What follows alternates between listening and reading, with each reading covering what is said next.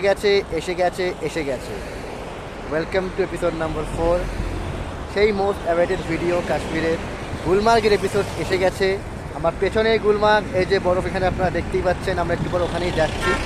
আজকে এখনই ইন্ট্রোতে বেশি কিছু বলবো না, direct jump to Gulmarg.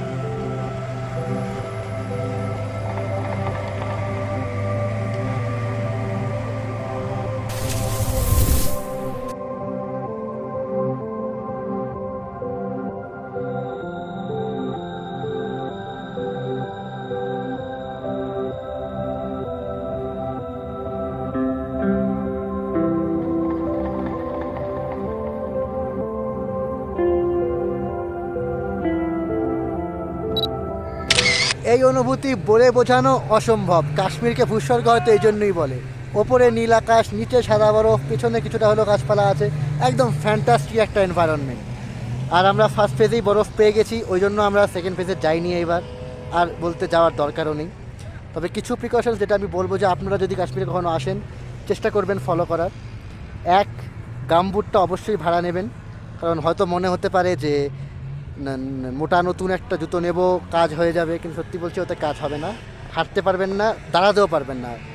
Slip এটা মানে গামবুটটা পরলেও একটু স্লিপ কাটবে, কিন্তু ওটা পরলে একেবারে পরেই যাবে, সত্যি বলছি। 2 নম্বর, সঙ্গে অবশ্যই একটা জলের বোতল ক্যারি করবেন। ঠান্ডা এখানে আছে, কিন্তু জল তেষ্টা পায়, গলা শুকিয়ে যায়। একটা জলের বোতল অবশ্যই ক্যারি করবেন, চেষ্টা করবেন যেন অবশ্যই 1 লিটারের একটা ভরা বোতল হয়। আর এখানে কাদা ভরা বরফ, তুষার অনেক পাবেন, তো এমন হওয়ার কারণ নেই যে এখানে এলে পরে একেবারেই বরফ। এখানে কাদা ভরা বরফও আছে। যদি কিছুটা যদি আপনি আইডিয়া চান তাহলে পরে এখানে দেখাতে পারি আমি। এই যে এরকম কাদা ভরা বরফ।